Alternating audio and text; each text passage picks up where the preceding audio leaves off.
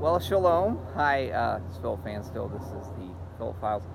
Okay, so some of my students, hi Danny, Daniel, Uriel, Carlos, a number of others, found my YouTube site, and they keep pestering me to make some YouTube videos, like more than once every 3 months.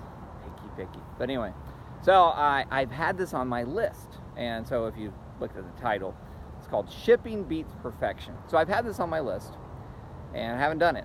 And here I am today, I'm walking my dogs, and I was thinking, I need to do that. So I'm doing it. I'm gonna make video here, and then I'll walk some more, think about what I'm gonna say, and make another part of it later, and then edit them together, and voila! This is how magic happens.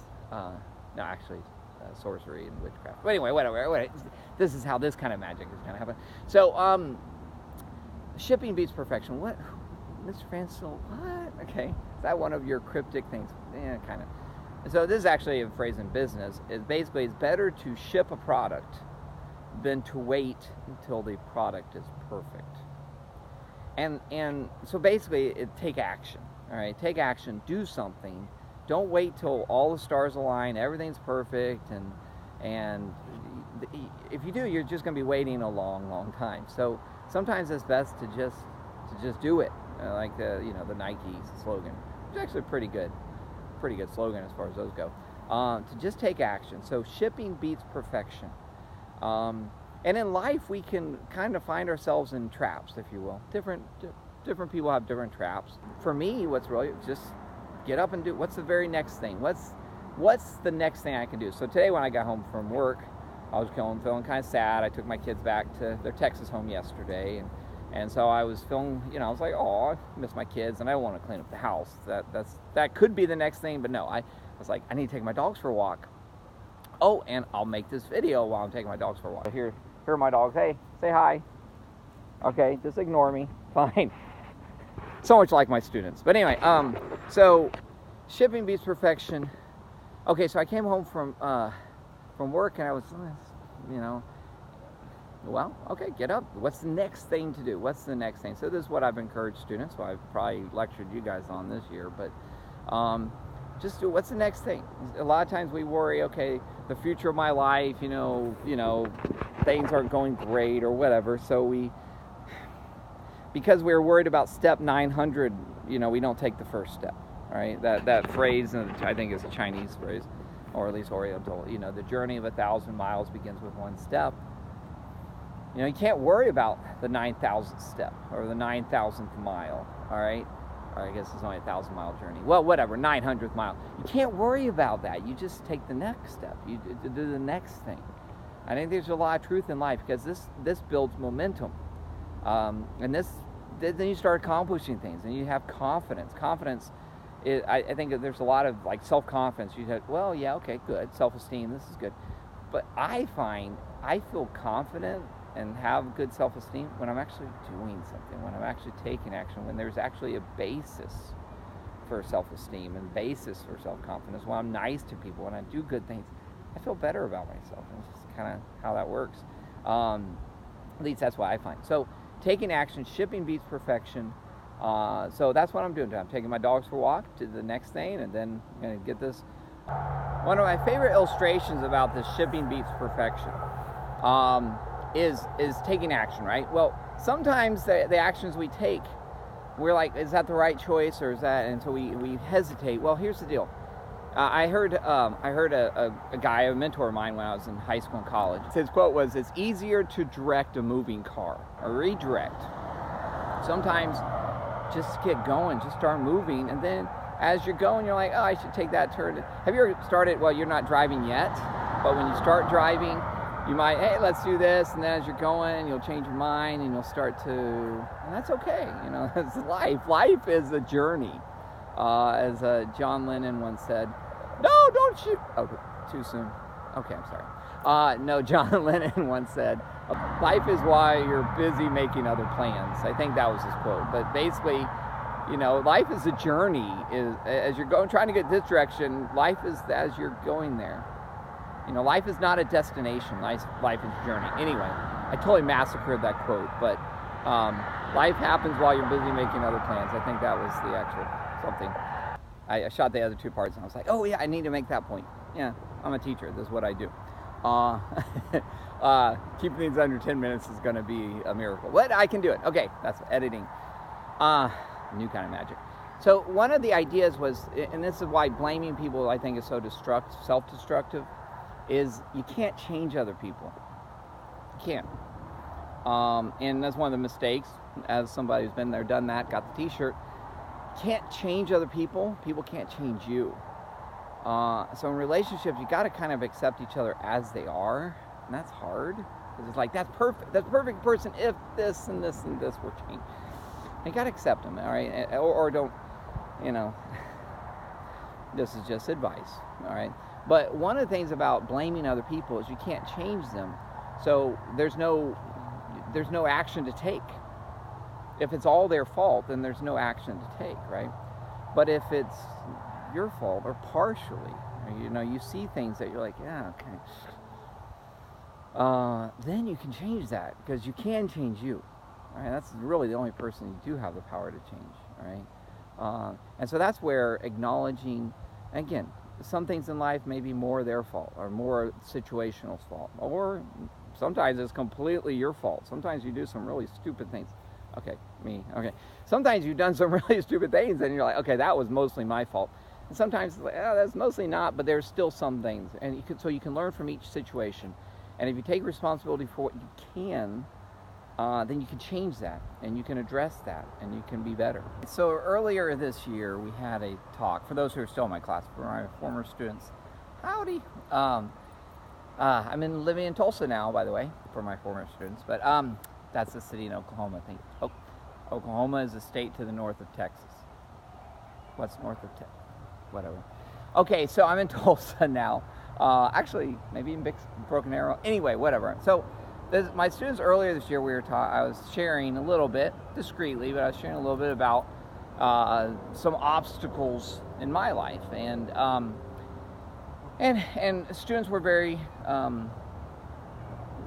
open with me and shared some of the obstacles with their lives, and it was a very revealing time, and it was very to be vulnerable to share it. It was very meaningful to me.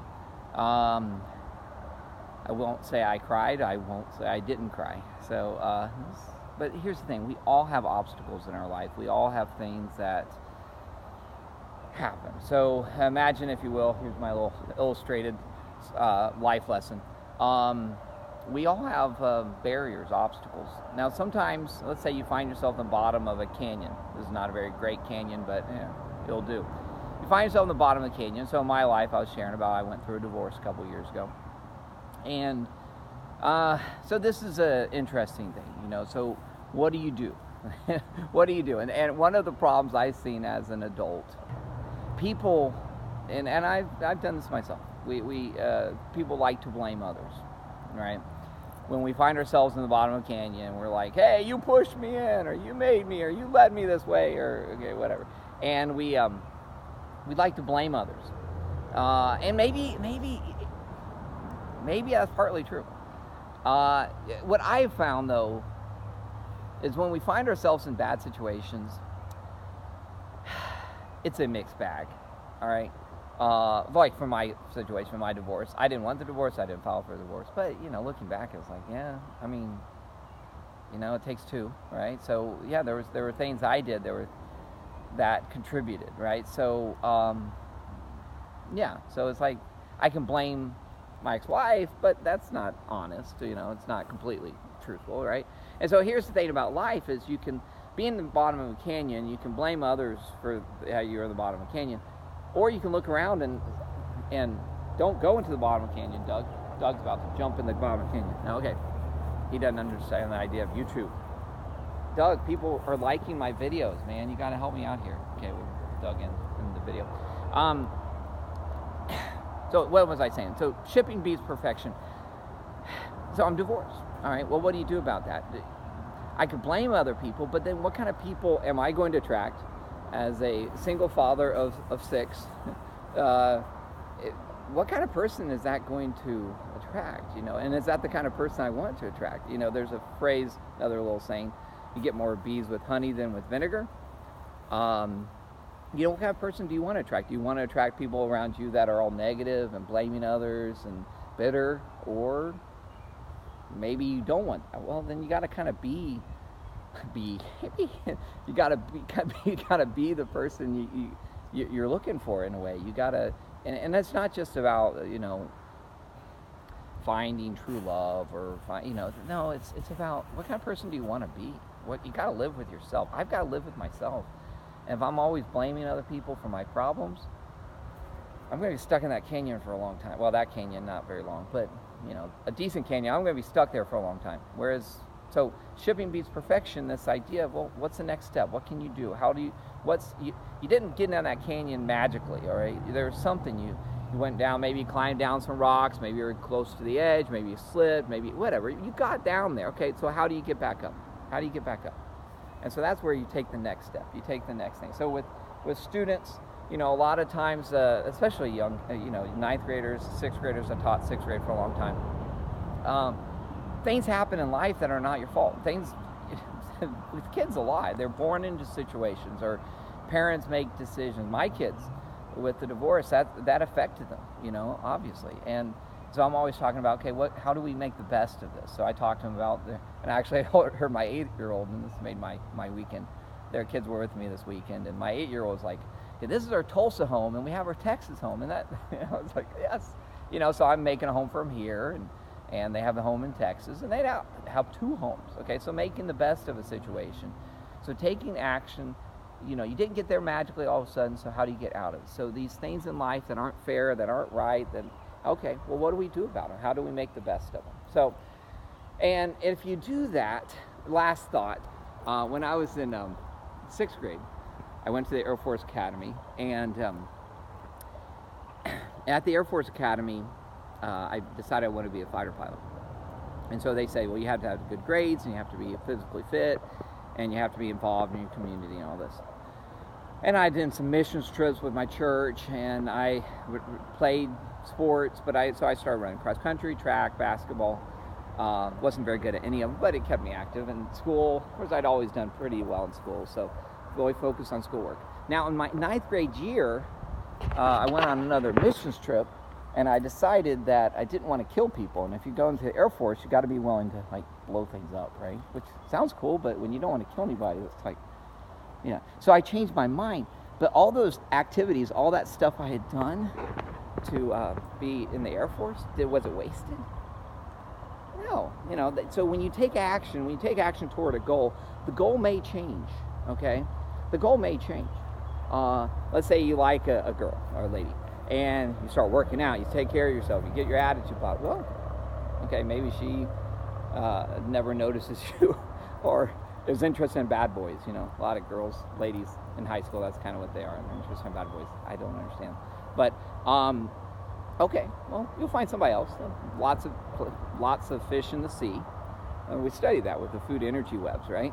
There's a lot of primary consumers in the sea. So anyway, I'm trying to make it all sciencey. So, but the point is you take action. Shipping beats perfection. Take action. Start going. Start doing the next thing. We all have obstacles, but we don't have to stay there. Right. Oh, that's a really good ending. We'll go with that. Sure.